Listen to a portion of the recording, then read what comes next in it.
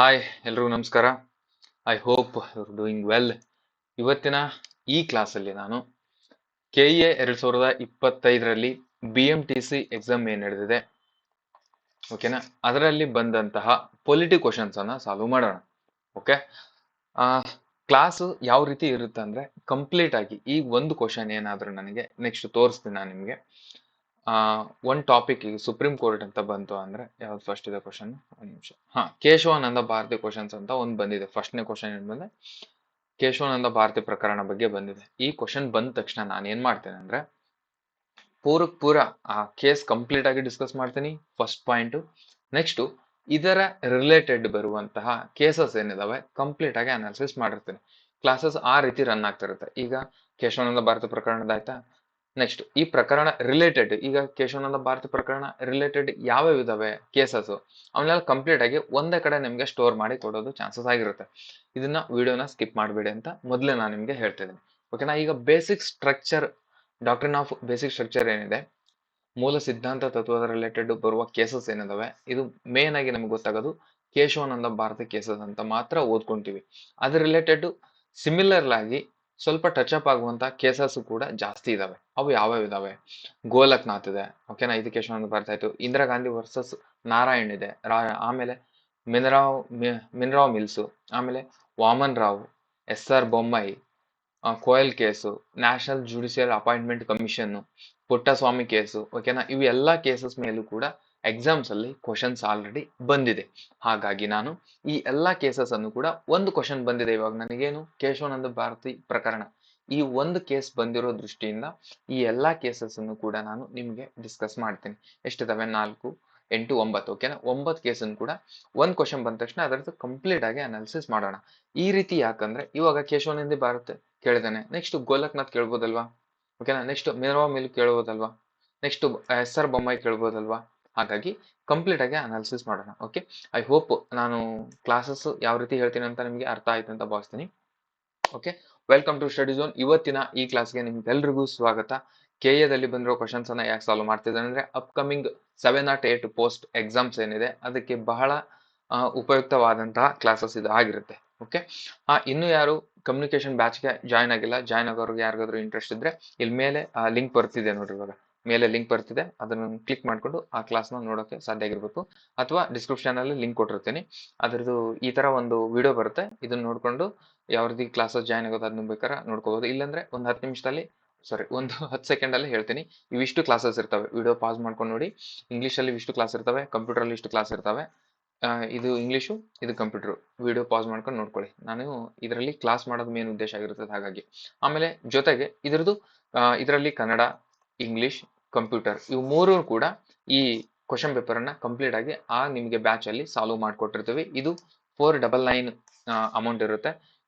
Classes start ಆಗೋದು 21ಗೆ, 20ವರೆಗೂ before ನೀವು ಯಾರಾದ್ರೂ ಜಾಯ್ನ್ ಆದ್ರೆ 499 ಫೀಸ್ ಇರುತ್ತೆ. ನೀವು 21 ಕ್ಲಾಸ್ ಸ್ಟಾರ್ಟ್ ಆದ್ಮೇಲೆ ಜಾಯ್ನ್ ಆದ್ರೆ 749 ನಿಮಗೆ ಇದಕ್ಕೆ ಫೀಸು ಜಾಸ್ತಿ ಆಗುತ್ತೆ. ಹಾಗಾಗಿ ಯಾರಾದ್ರೂ ಜಾಯ್ನ್ ಆಗೋರಿದ್ರೆ ಡಿಸ್ಕ್ರಿಪ್ಷನ್ ಅಲ್ಲಿ ಟೆಲಿಗ್ರಾಮ್ ಲಿಂಕ್ ಇದೆ, ಅಲ್ಲಿಂದ ನೀವು ಕನೆಕ್ಟ್ ಆಗ್ಬೋದು ಅಂತ ಹೇಳ್ತಾ ಇವತ್ತಿನ ಮೊದಲ ಪ್ರಶ್ನೆಗೆ ಹೋಗೋಣ. ಆರಾಮ್ ನಿಧಾನಕೆಯಿಂದ ವಿಡಿಯೋನ ನಿಮ್ಗೆ ಅರ್ಥ ಆಗಿಲ್ಲ ಅಂದ್ರೆ ಪಾಸ್ ಮಾಡ್ಕೊಂಡು ಬರ್ಕೊಳೋದಾದ್ರೆ ಬರ್ಕೊಂಡು, ಅಥವಾ ಈ PDF ನಿಮ್ಗೆ ಏನಾದ್ರು ಬೇಕಂದ್ರೆ ಟೆಲಿಗ್ರಾಮಲ್ಲಿ ಪೋಸ್ಟ್ ಮಾಡಿ ಅಂತ ಹೇಳಿದ್ರೆ ಅದನ್ನು ಕೂಡ ಪೋಸ್ಟ್ ಮಾಡ್ತೀನಿ, ಅದನ್ನ ಕಮೆಂಟ್ ಅಲ್ಲಿ ತಿಳಿಸಿ. ಓಕೆನಾ, ಆರಾಮಾಗಿ ಹೇಳ್ತೀನಿ, ಕ್ಲೀನ್ ಆಗಿ ಹೇಳ್ತೀನಿ, ಸರಿಯಾಗಿ ಅರ್ಥ ಮಾಡ್ಕೊಳ್ಳಿ. ಯಾಕಂದ್ರೆ ಕ್ವಶನ್ ಪೇಪರ್ ಅಲ್ಲಿ ಬರೋದು ಏನ್ ಟ್ರೆಂಡ್ ಇರುತ್ತೆ ಅದೇ ಬೇಸ್ ಮೇಲೆ ಕೂಡ ನೆಕ್ಸ್ಟ್ ಬರುವ ಎಕ್ಸಾಮ್ಸ್ ಅಲ್ಲೂ ಕೂಡ ಅದ್ರ ಮೇಲೆನೆ ಕ್ವಶನ್ಸ್ ಬರ್ತಿರ್ತವೆ. ಓಕೆನಾ, ಫಸ್ಟ್ನ ಕ್ವಶನ್, ಕೇಶವಾನಂದ ಭಾರತಿ ಪ್ರಕರಣಕ್ಕೆ ಸಂಬಂಧಿಸಿದಂತೆ ಕೆಳಗಿನ ಹೇಳಿಕೆಗಳನ್ನು ಪರಿಗಣಿಸಿ. ಓಕೆನಾ, ಅವಾಗ ಏನ್ ಮಾಡ್ತಿದ್ದ ಕ್ವಶನ್ಸ್, ಜಸ್ಟ್ ಕೇಶವಾನಂದ ಭಾರತಿ ಪ್ರಕರಣ ಯಾವುದಕ್ಕೆ ಸಂಬಂಧಿಸಿದೆ, ಇದು ಬೇಸಿಕ್ ಸ್ಟ್ರಕ್ಚರ್ಗೆ, ಮೂಲ ಸಿದ್ಧಾಂತಕ್ಕೆ ಸಂಬಂಧಿಸಿದೆ, ಇಷ್ಟೇ ಮಾತ್ರ ಕ್ವಶನ್ಸ್ ಫ್ರೇಮ್ ಆಗ್ತಿತ್ತು. ಈಗ ಅದೇ ಕ್ವಶನ್ ಅನ್ನ ಸ್ವಲ್ಪ ಅಪ್ಡೇಟ್ ಮಾಡಿದ್ದಾನೆ. ಓಕೆನಾ, ನಿಮಗೇನು ಇದು ಒಂದು ಪಾಯಿಂಟ್ ಗೊತ್ತಿತ್ತು, ಕೇಶವಾನಂದ ಭಾರತಿ ಪ್ರಕರಣ ಮೂಲ ಸಂರಚನೆ ಬೇಸಿಕ್ ಸ್ಟ್ರಕ್ಚರ್ಗೆ ರಿಲೇಟೆಡ್ ಆಗಿದೆ, ಇದು ಮಾತ್ರ ಗೊತ್ತಿತ್ತು. ಯಾರಿಗ್ ಗೊತ್ತಿತ್ತು, ಮ್ಯಾಕ್ಸಿಮಮ್ ಎಲ್ರಿಗೂ. ಓಕೆನಾ, ಒಂದು 5 to 10% ಹುಡುಗರಿಗೆ ಇದರಲ್ಲಿ ಇನ್ನೂ ಒಂದೆರಡು ಆಪ್ಷನ್ ಅಲ್ಲಿ ಒಂದ್ ಯಾವ್ದಾದ್ರು ಗೊತ್ತಿರುತ್ತೆ, ಮ್ಯಾಕ್ಸಿಮಮ್ ಇದು ಗೊತ್ತಿರುತ್ತೆ ಅಂತ ಅನ್ಕೊಳ್ತೀನಿ.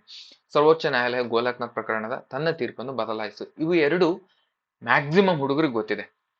ಓಕೆನಾ, ಕೇಶವಾನಂದ ಭಾರತಿ ಪ್ರಕರಣ ರಿಲೇಟೆಡ್ ಅದು ಸರ್ವೋಚ್ಚ ನ್ಯಾಯಾಲಯದ ಗೋಲಕ್ನಾಥ್ ಪ್ರಕರಣದ ತೀರ್ಪನ್ನ ಚೇಂಜ್ ಮಾಡುತ್ತೆ ಅನ್ನೋದು ಅದು ಗೊತ್ತಿದೆ. ಸ್ವಲ್ಪ ಜಾಸ್ತಿ ಓದೋರ್ಗೆ ಎಲ್ರಿಗೂ ಏನ್ ಗೊತ್ತಿದೆ, ಮೂಲ ಸಂರಚನೆ ತತ್ವದವನ್ನು ಹುಟ್ಟು ಹಾಕಿತು, ಇದು ಎಲ್ರಿಗೂ ಗೊತ್ತಿದೆ. ಎ ಅಂಡ್ ಸಿ ಇವು ಮ್ಯಾಕ್ಸಿಮಮ್ ಎಲ್ರಿಗೂ ಗೊತ್ತಿದೆ. 24ನೇ ತಿದ್ದುಪಡಿ ಅಂತ ಇದೆ ಅಲ್ವಾ, ಇಲ್ಲಿ ಮ್ಯಾಕ್ಸಿಮಮ್ ಹುಡುಗರು ಟ್ರ್ಯಾಪ್ ಆಗ್ತಾರೆ. ಓಕೆನಾ, 24ನೇ ತಿದ್ದುಪಡಿ ಅಂತ ಇದೆಯಲ್ಲ, ಇಲ್ಲಿ ಬಹಳ ಹುಡುಗರಿಗೆ ಗೊತ್ತಿಲ್ಲ ಇದು. ಓಕೆನಾ, ಆದ್ರೆ ಈ ಕೇಶವಾನಂದ ಭಾರತಿ ಪ್ರಕರಣಕ್ಕೆ ಸಂಬಂಧಿಸಿದಂತೆ 3 ಹೇಳಿಕೆಗಳು ಕೂಡ ಸರಿಯಾಗಿದೆ ಇದಕ್ಕೆ. ಓಕೆನಾ, ಸಂವಿಧಾನದ 24ನೇ ತಿದ್ದುಪಡಿಯನ್ನು ಕೂಡ ಎತ್ತಿ ಹಿಡಿಯುತ್ತೆ, ಮೂಲ ಸಂರಚನೆ ತತ್ವವನ್ನು ಹುಟ್ಟುಹಾಕುತ್ತದೆ, ಸರ್ವೋಚ್ಚ ನ್ಯಾಯಾಲಯವು ಗೋಲಕ್ನಾಥ್ ಪ್ರಕರಣದಲ್ಲಿ ತನ್ನ ತೀರ್ಪನ್ನು ಬದಲಾಯಿಸುತ್ತಂತೆ. ಏನು 3 ಆಪ್ಷನ್ ಇದಾವೆ, 3 ಆಪ್ಷನ್ ಕೂಡ ಸರಿಯಾಗಿದೆ. ಈಗ ಕೇಶವಾನಂದ ಭಾರತಿ ಪ್ರಕರಣದ ಬಗ್ಗೆ ಸ್ವಲ್ಪ ಡಿಸ್ಕಸ್ ಮಾಡೋಣ. ಓಕೆ, ಕೇಶವಾನಂದ ಭಾರತಿ ಪ್ರಕರಣ ಇದು ಯಾಕೆ ಇಶ್ಯೂ ಬರುತ್ತೆ ಅಂದ್ರೆ, ಕೇಶವಾನಂದ ಅನ್ನೋರು ಕೇರಳದಲ್ಲಿರುವಂತಹ ಒಬ್ಬ ಸ್ವಾಮೀಜಿಯಾಗಿ ಇರ್ತಾರೆ. ಅವರ ಭೂಮಿಯನ್ನ ಸರ್ಕಾರ ಕಬಳಿಸ್ತಿರ್ತದೆ. ಹಾಗಿದ್ದಾಗ ಅದು ಪವರ್ ಇದೆಯೋ ಇಲ್ಲೋ ನಿಮಗೆ ಅಂತಂದು ಕ್ವಶನ್ ಮಾಡ್ಕೊಂಡು ಅದೇ ರಿಲೇಟೆಡ್ ಕೇಸ್ ಬರುತ್ತೆ, ಅದೇ ಒಂದು ಪ್ರಕರಣವಾಗಿ ಹೊರಬೀಳುತ್ತೆ. ಓಕೆನಾ, ಇದು ಬ್ರೀಫ್ ಆಗಿ ಹೇಳಿದೀನಿ, ಈಗ ಎಕ್ಸ್ಪ್ಲೇನ್ ಮಾಡ್ತೀನಿ ಅದ್ರ ಬಗ್ಗೆ. ಯಾವಾಗ ಸ್ಟಾರ್ಟ್ ಆಗುತ್ತೆ? 1973ರಲ್ಲಿ ಈ ಕೇಸು ಸ್ಟಾರ್ಟ್ ಆಗುತ್ತೆ. ಓಕೆನಾ, ಬೇಸಿಕ್ ಸ್ಟ್ರಕ್ಚರ್ ಅನ್ನ ನೀವು ಟಚ್ ಮಾಡಂಗಿಲ್ಲ. ನಿಮ್ಗೆ ತಿದ್ದುಪಡಿ ಮಾಡೋಕೆ, ಫಂಡಮೆಂಟಲ್ ರೈಟ್ಸ್ಗೆ ತಿದ್ದುಪಡಿ ಮಾಡೋಕೆ ಪವರ್ ಇದೆಯೋ ಇಲ್ಲ ಅಂತಂದು ಕೇಳೋದೆ ಇದರ ಮುಖ್ಯ ಉದ್ದೇಶ ಆಗಿರ್ತದೆ. ಸ್ವಲ್ಪ ಇನ್ಫಾರ್ಮೇಶನ್ ಸ್ವಲ್ಪ ವ್ಯಾಸ್ಟ್ ಮಾಡೋದಾದ್ರೆ ಇಲ್ಲಿದೆ. 1970ರಲ್ಲಿ ಫೆಬ್ರವರಿ 1970ರಲ್ಲಿ ಕೇರಳದ ಕಾಸರಗೋಡು ಜಿಲ್ಲೆಯ ಎಡನೀರುಹಳ್ಳಿನಲ್ಲಿರುವ ಹಿಂದೂ ಮಠದ ಎಡನೀರ್ ಮಠದ ಹಿರಿಯ ಮಠಾಧೀಶರಾದ ಸ್ವಾಮಿ ಕೇಶವಾನಂದ ಭಾರತಿ, ಓಕೆನಾ, ಸ್ವಾಮಿ ಕೇಶವಾನಂದ ಭಾರತಿಯವರು ಭೂ ಸುಧಾರಣಾ ಕಾಯ್ದೆಗಳ ಅಡಿಯಲ್ಲಿ ತಮ್ಮ ಆಸ್ತಿ ನಿರ್ವಹಣೆ ಮೇಲೆ ನಿರ್ಬಂಧಗಳನ್ನು ವಿಧಿಸ್ತದೆ. ಯಾವುದು? ಕೇರಳ ಸರ್ಕಾರ. ಓಕೆನಾ, ಹಾಗಾಗಿ ಸರ್ಕಾರಕ್ಕೆ ಕ್ವಶನ್ ಮಾಡ್ತಾರೆ ಅವರು, ಈ ರೀತಿ ಭಾರತ ಸಂವಿಧಾನದಲ್ಲಿ ಇದೆಯೋ ಅಥವಾ ನೀವು ಸುಮ್ಮನೆ ಮಾಡ್ತಿದ್ರೋ ಅಂತಂದು ಈ ರೀತಿ ಕ್ವಶನ್ ಮಾಡ್ತಾರೆ. ಅದನ್ನ ಪಾಲ್ಕಿವಾಲ ಎನ್ನುವರು ಏನ್ ಮಾಡ್ತಾರೆ ಅಂದ್ರೆ, ನೀವು ಆರ್ಟಿಕಲ್ 26 ಅಂಡರ್ ಅಲ್ಲಿ ಸರ್ಕಾರಕ್ಕೆ ಒಂದು ಅರ್ಜಿ ಸಲ್ಲಿಸ್ರಿ, ಅದು ಏನಾಗುತ್ತೆ ನೋಡೋಣ ಅಂತಂದು ಅವರು ಅವಾಗ ಆರ್ಟಿಕಲ್ ಅಂಡರ್ 26 ಅಂಡರ್ ಅಲ್ಲಿ ಅರ್ಜಿಯನ್ನು ಸಲ್ಲಿಸ್ತಾರೆ ಅವರು ಸ್ವಾಮೀಜಿ ಅವರು. ಓಕೆನಾ, ಅದು ಬರೋಬ್ಬರಿ ಅಕ್ಟೋಬರ್ 31, 1972ರಿಂದ ಪ್ರಾರಂಭ ಆಗ್ತೈತೆ ಡಿಸ್ಕಷನ್. ಏನಿದೆ ಕೇಸ್ ಅದು, ಈ ಪ್ರಾಬ್ಲಮ್ ಏನು, ಓಕೆನಾ, ಇದ್ರದ್ದೆಲ್ಲ ಏನೇನ್ ಮಾಡೋದಂತಂದು ಡಿಸ್ಕಷನ್ ಸ್ಟಾರ್ಟ್ ಆಗೋದು ಅವಾಗ 1972 ಅಕ್ಟೋಬರ್ 31ರಂದು. ಇದು ಎಂಡ್ ಆಗೋದು ಮಾರ್ಚ್ 23, 1973ರಲ್ಲಿ. ಓಕೆನಾ, ಎಂಡ್ ಆಗುತ್ತೆ. ಇದ್ರ 700 ಪುಟದ ಅಂದ್ರೆ 700 ಪೇಜಸ್ ಇರೋದ್ರಿಂದ ಕಂಪ್ಲೀಟ್ ಆಗಿ ಡೀಟೈಲ್ ಆಗಿರುವಂತಹ ಇನ್ಫಾರ್ಮೇಶನ್, ಇದ್ರದ್ದು ಏನಿದೆ ಕೇಸಸ್ ಅಂತ ಡೀಟೇಲ್ ಆಗಿ ಅನಾಲಿಸಿಸ್ ಮಾಡಿಕೊಂಡು 700 ಪುಟಗಳನ್ನು ಒಳಗೊಂಡಿರುವ ಪ್ರಕರಣ ಹೊರಬೀಳುತ್ತದೆ. Okay, next supreme court. ಇದು ಅತ್ಯಂತ ಭಾರತ ದೇಶದಲ್ಲಿ ನಡೆದ ಅತಿ ದೊಡ್ಡ ಸುಪ್ರೀಂ ಕೋರ್ಟ್ ಪ್ರಕರಣದಲ್ಲಿ ಇನ್ವಾಲ್ವ್ ಆಗಿರುವ ನ್ಯಾಯಾಧೀಶರ ಪೀಠವಾಗಿರುತ್ತದೆ. ಯಾಕಂದ್ರೆ 13 ಜನ ನ್ಯಾಯಾಧೀಶರು ಈ ಕೇಸನ್ನ ಡಿಸ್ಕಸ್ ಮಾಡ್ತಾರೆ.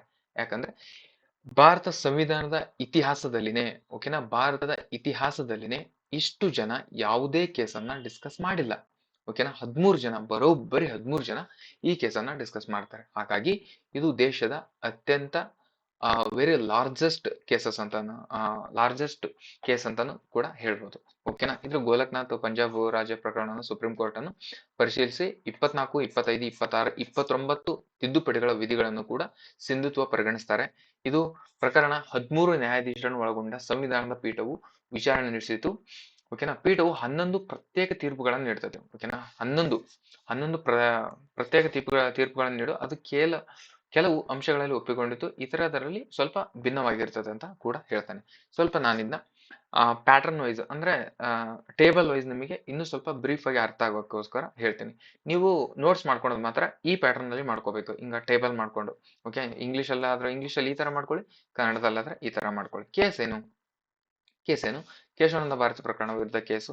ಇಯರ್ ನೀವು ಬೇಕಾದ್ರೆ ಸಪರೇಟ್ ಮಾಡ್ಕೊಳ್ಳೋದು ಅವಶ್ಯಕತೆ ಇಲ್ಲ, ಇಲ್ಲೇ 1973 ಇಷ್ಟು ಬರ್ಕೊಂಡ್ರೆ ಅಲ್ಲೂ ಕೂಡ ನಡೆಯುತ್ತೆ.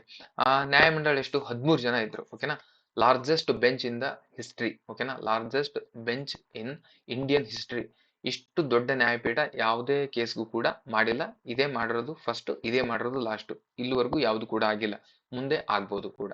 ಓಕೆ, ಇದರಲ್ಲಿ 7:6 ಮೆಜಾರಿಟಿ ಬರುತ್ತೆ. 7:6. ಓಕೆನಾ, 7:6 7 ಮೆಜಾರಿಟಿ ಅವ್ರ ಪರ ಬರುತ್ತೆ, 6 ಮೆಜಾರಿಟಿ ಅದರ ಆಪೋಸಿಟ್ ಬರುತ್ತೆ ಅಂತ. ಓಕೆ, 13 ಜನರಲ್ಲಿ 7:6 ಮೆಜಾರಿಟಿ ಬರುತ್ತೆ. ಇದರಲ್ಲಿ ಏನು ಪಾಸ್ ಆಗುತ್ತೆ ಅಂತಂದು ಕೂಡ ನೋಡೋಣ. ಇದ್ರ ಪ್ರಕರಣದಲ್ಲಿ ಏನಿರುತ್ತೆ ಅಂತ ಹೇಳಿದೆ, ಕೇಶವಾನಂದ ಭಾರತಿ ಅವರ ಅದರ ಭೂಮಿಯನ್ನು ಕಬಳಿಸ್ತಿದ್ರು, ಅದ್ರ ಸವಾಲ್ ಹಾಕಿ ಅಪೋಸಿಟ್ ಆಗಿ ಇವರು ಕೇಸ್ ಹಾಕ್ತಾರೆ. ಓಕೆನಾ, ನಮ್ಮ ಭೂಮಿ ಯಾಕೆ ತಗೊಳ್ತಿದ್ರ, ಏನಿದ್ರದ್ದು ಲೀಗಲ್ ಏನಿದೆ, ಈ ತರ ನಿಮ್ದ್ರಲ್ಲಿ ಕ್ವಶನ್ ಮಾಡೋಕೆ ಅವಕಾಶ ಇದೆ ಇಲ್ಲೋ, ಈ ರೀತಿ ಯಾಕೆ ತಗೊಳ್ತಿದ್ರ, ಅದ್ರ ರಿಲೇಟೆಡ್ ಮಾತಾಡ್ತಾರೆ. ಇದ್ರ ಕೇಸ್ ಅವರು ಏನ್ ಕ್ವಶನ್ ಮಾಡ್ತಾರಂದ್ರೆ ಸುಪ್ರೀಂ ಕೋರ್ಟ್ಗೆ ಇವರು ಕೇಶವಾನಂದ ಭಾರತಿ ಅವರು ಕೋರ್ಟ್ಗೆ ಏನ್ ಕ್ವಶನ್ ಮಾಡ್ತಾರಂದ್ರೆ ಸಂಸತ್ತು ಸಂವಿಧಾನದ ಯಾವುದೇ ಭಾಗವನ್ನ ತಿದ್ದುಪಡಿ ಮಾಡಬಹುದಾ? ಓಕೆನಾ? ಸಂಸತ್ತು ಯಾವುದೇ ಕೇಸನ್ನು ಕೂಡ ಯಾವುದೇ ವಿಷಯವನ್ನು ಕೂಡ ತಿದ್ದುಪಡಿ ಮಾಡೋಕೆ ಪವರ್ ಇದೇನೆಯಾ ಅಂತಂದು ಪಾರ್ಲಿಮೆಂಟ್ ಪವರ್ ಇದೇನಾ ಅಂತಂದು ಕ್ವಶನ್ ಕೇಳುತ್ತೆ. ಮೂಲಭೂತ ಹಕ್ಕುಗಳನ್ನು ಕೂಡ ಮಾಡಬಹುದಾ? ಮೇನ್ ಆಗಿ ಮೂಲಭೂತ ಹಕ್ಕುಗಳು ರಿಲೇಟೆಡ್ ಬಂದಿರೋದು ಇದು ಕೇಸು. ಫಂಡಮೆಂಟಲ್ ರೈಟ್ಸ್ ಕೂಡ ತಿದ್ದುಪಡಿ ಮಾಡೋಕೆ ನೀವು ಭಾರತ ಸಂವಿಧಾನದಲ್ಲಿ ಅವಕಾಶ ಇದೆನಾ? ಅದ್ರ ರಿಲೇಟೆಡ್ ಕ್ವಶನ್ಸ್ ಅನ್ನ ಮಾಡ್ತಾರೆ ಇವರು. ಓಕೆ, ಅದ್ರ ಬೇಸ್ ಮೇಲೆ ಬಂದಿರುವ ರಿಪೋರ್ಟ್ ಏನಂತ ಅಂದ್ರೆ, ಐತಿಹಾಸಿಕ ತೀರ್ಪು ಏನಂದ್ರೆ ಬೇಸಿಕ್ ಸ್ಟ್ರಕ್ಚರ್, ಓಕೆನಾ, ಬೇಸಿಕ್ ಸ್ಟ್ರಕ್ಚರ್ ಮೂಲ ರಚನೆ ಸಿದ್ಧಾಂತವನ್ನ ಡಿಸ್ಟರ್ಬ್ ಮಾಡ್ದೇನೆ ಯಾವುದೇ ರೀತಿಯಾದಂತ ತಿದ್ದುಪಡಿಯನ್ನು ಕೂಡ ಮಾಡಬಹುದು, ಆದ್ರೆ ಮೂಲ ರಚನೆಯನ್ನ ನಾಶ ಮಾಡುವ ಅವಕಾಶ ಇರುವುದಿಲ್ಲ, ಹಕ್ಕು ಪವರ್ ಇರುವುದಿಲ್ಲ ಇದಕ್ಕೆ ಪಾರ್ಲಿಮೆಂಟ್ಗೆ ಅಂತಂದು ಇದು ತೀರ್ಪನ್ನ ಕೊಡುತ್ತೆ. ಓಕೆನಾ? ಸಂಸತ್ತು ಸಂವಿಧಾನ ತಿದ್ದುಪಡಿ ಮಾಡಬಹುದು, ಆದರೆ ಮೂಲ ರಚನೆಯನ್ನು ನಾಶ ಮಾಡಲು ಸಾಧ್ಯವಿಲ್ಲ. ಓಕೆನಾ? ಈ ಪಾಯಿಂಟ್. ನೆಕ್ಸ್ಟ್, ಸಂವಿಧಾನದ ಕೆಲವು ಮೂಲಭೂತ ಲಕ್ಷಣಗಳನ್ನು ಬದಲಾಯಿಸಲು ಸಾಧ್ಯವಿಲ್ಲ. ಓಕೆನಾ? ಬೇಸಿಕ್ ಸ್ಟ್ರಕ್ಚರ್ ಏನಿರ್ತವೆ, essential features cannot be altered, ಅಂದ್ರೆ ಅವನ್ನ ಬದಲಾಯಿಸಲು, ಅವನ್ನ ಚೇಂಜ್ ಮಾಡಕ್ಕೆ ಸಾಧ್ಯ ಇಲ್ಲ ಅಂತ ಈ ಕೇಸು ಹೇಳುತ್ತೆ. ನೆಕ್ಸ್ಟ್, ಹಾಗಾದ್ರೆ ಬೇಸಿಕ್ ಸ್ಟ್ರಕ್ಚರ್ ಅಂತಂದು ಮ್ಯಾಕ್ಸಿಮಮ್ ಆಗಿ ನಾವು ಎಲ್ಲಾ ಕಡೆ ನೋಡ್ಕೊಂಡು ಹೋಗ್ತೀವಿ, ಓದ್ಕೊಂಡು ಹೋಗ್ತೀವಿ, ಮೂಲ ರಚನೆ ಸಿದ್ಧಾಂತ ಆ ರೀತಿ. ಹಾಗಾದ್ರೆ ಮೂಲ ರಚನೆಯ ಅಂಶಗಳು ಯಾವ್ಯಾವು? ಮೂಲ ರಚನೆಗಳನ್ನ ನೀವು ಡಿಸ್ಟರ್ಬ್ ಮಾಡಬೇಡಿ ಅಂತಂದು ಓದ್ಕೊಂಡು ಹೋಗ್ತೀವಿ, ರೈಟ್? ಹಾಗಾದ್ರೆ ಆ ಮೂಲ ರಚನೆ ಅಂಶಗಳು ಯಾವ್ಯಾವು? ಓಕೆನಾ? ಸುಪ್ರಿಮೆಸಿ ಆಫ್ ದ ಕಾನ್ಸ್ಟಿಟ್ಯೂಷನ್ ಒಂದು, ಆಮೇಲೆ rule of law, judicial review, separation of powers, parliamentary democracy, federalism, free and fair elections, secularism, independence of judiciary, fundamental rights. ಓಕೆನಾ? ಈ ಕೇಸ್ ಬಂದಿದ್ದು fundamental rights related Keshavananda Bharati case ಬರುತ್ತೆ. ಓಕೆನಾ? ಇಷ್ಟು ರೀತಿಯಾದಂತಹ ಮೂಲ ರಚನೆಯ ಅಂಶಗಳೇನಿದಾವೆ ಇವನ್ನ ನೀವು ಪಾರ್ಲಿಮೆಂಟ್ ಅವರು ಯಾವುದೇ ರೀತಿಯಾದಂತಹ ಡಿಸ್ಟರ್ಬ್ ಮಾಡಿಕೊಂಡು ಅವನ್ನ ಬೇಸಿಕ್ ಏನಿರುತ್ತೆ ಅಂದ್ರೆ ಸಂವಿಧಾನ ಬರೆಯುವಾಗ ಏನಿರುತ್ತೆ ಅದೇ ರೀತಿ ಇರಬೇಕು, ಅಲ್ಲಿ ಯಾವುದೇ ರೀತಿಯಾದಂತಹ ನೀವು ತಿದ್ದುಪಡಿ ಮಾಡೋಕೆ ನಿಮಗೆ ಅವಕಾಶ ಇಲ್ಲ ಅಂತ ಕೇಸು ಪಾಸ್ ಆಗುತ್ತೆ.